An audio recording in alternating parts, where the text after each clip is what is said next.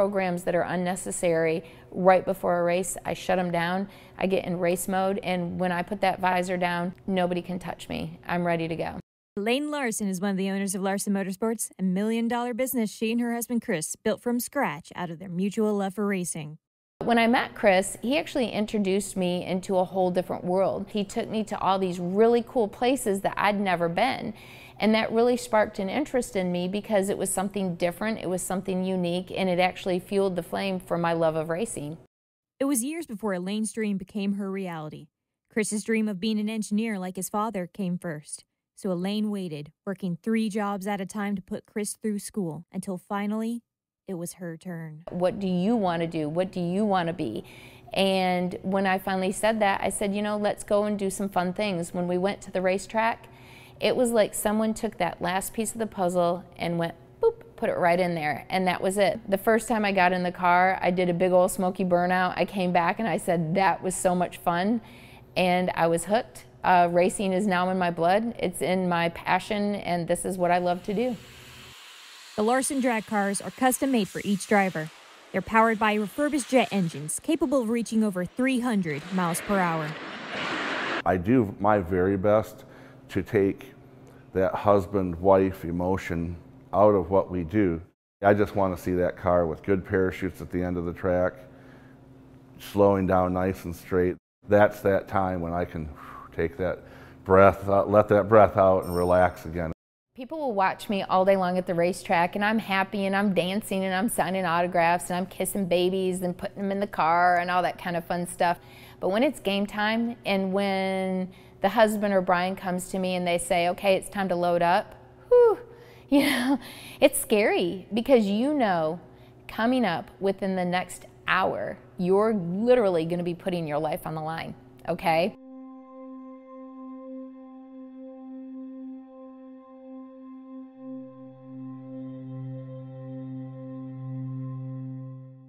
For that real big accident, I was in a crew vehicle at the end of the track. We had just started her, ran down the track, we were waiting to catch her on the other end.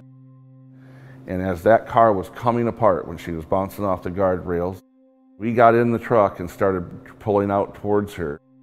One of the rear tires literally went right over the truck. You know, after that, I was kind of in a way hoping that she would hang it up at that time, and I get it. I don't understand why she didn't. She didn't want that to be her end. And so for her, she had to get back in that race car and growl at the racetrack and say, you know, I'm going to win this battle, and she did. Elaine suffered a traumatic brain injury and several broken bones, but was back in the driver's seat just 6 weeks later. When people see the pictures of what I look like after the crash, people said, how did you get back in the car? How did you trust the car after? It wasn't the car's fault. Let me tell you, this car doesn't love me. It doesn't care if I can walk and talk. It doesn't care that I have a son and a husband and people that love me. This car doesn't care. This car is mechanical. It is built for one purpose only, and that's to get down the track. And it did its job. It kept me safe. I didn't die at 280 miles an hour. Now, was that meant to be? Is that going to make me a better person? If I went back 6 seconds and that didn't happen, would that be better?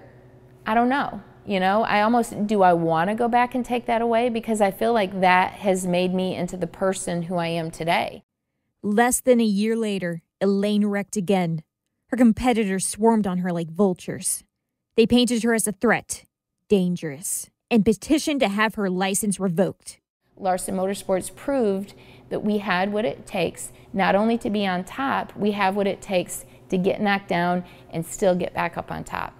It also makes me realize that I'm a better teacher for these girls and guys that are going to be getting in these jet cars. It also makes me show them that I am tough. For every second a driver is in front of the TV, they have a whole team that's behind them. And you know, the team doesn't always get the accolades. That's part of the amazing thing that I've had to learn, is that I can't do it by myself. Honey, I can't even get my car to the track by myself.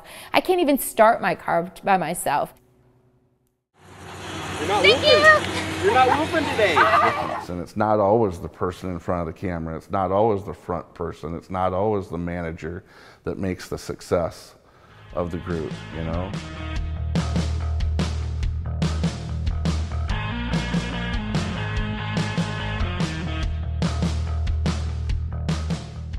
What I really like is when you pull into a racetrack and we have a pretty much a 50-50 mix between guys and girls, and all these college kids climb out of those trucks, and all these pros are sitting there at their rigs and they're looking back and okay, let's look at all of these kids, let's see what they got, you know.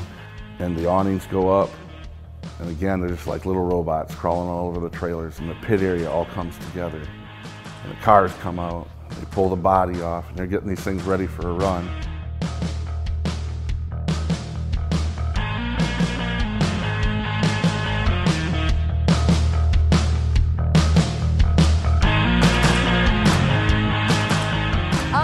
The major thing is, what Chris also likes to say, is it's very real. Like, a lot of people come into the shop and see the interns and they'll be like, oh, they're just students that they let do little things, but we do have a major part in it. When that car goes up to the line, I know that I have that person's life in my hands. What I did to that car the week before, that will affect it greatly.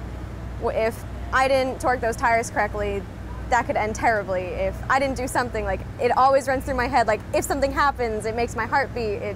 It's crazy. If we all don't work together, we don't have a good race car.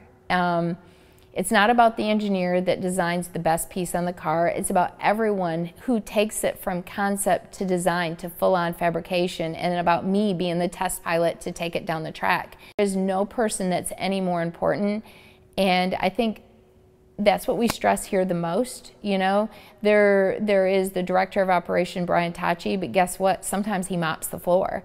Sometimes he walks Nitro, my power pug. My first year, we had, I think, 4 or 5 female drivers, and I never saw 3 of them. It kind of became more of a family because we see Jake at the shop welding all the time. I'll see Kat Redner, the development driver. She's there almost every day. Elaine does everything for us. Like, yes, we are free interns, but any chance she gets to do something for us, she does. Like he said, whitewater rafting. If we go to these races that are hours away, that we commit days to, she's going to go out of her way to do something fun. There's been times where we'll have all the teams on the road for 3 or 4 weeks at a time before we go home again, depending on the schedule. And when you do that, you get cooped up with the same people for so long. I mean, tension starts to rise, so you got to get into some different activities. You got to be able to take everybody out and go whitewater rafting or zip lining or go play some paintball. So I think as a team, we do a lot of things together, and it helps morale, that's for sure. The husband of Elaine Larsen, she's a total nutcase. She is exactly like you see here. We'll put that in the bloopers. I've lived that for 30 years now, and she's passionate. She loves what she does, and she really loves now this role that we have working here at Larsen Motorsports, really helping develop the next generation of high-performance vehicles professionals. Hi, my name is Kat. Kat Redner is one of those professionals. She's an intern at Larsen Motorsports.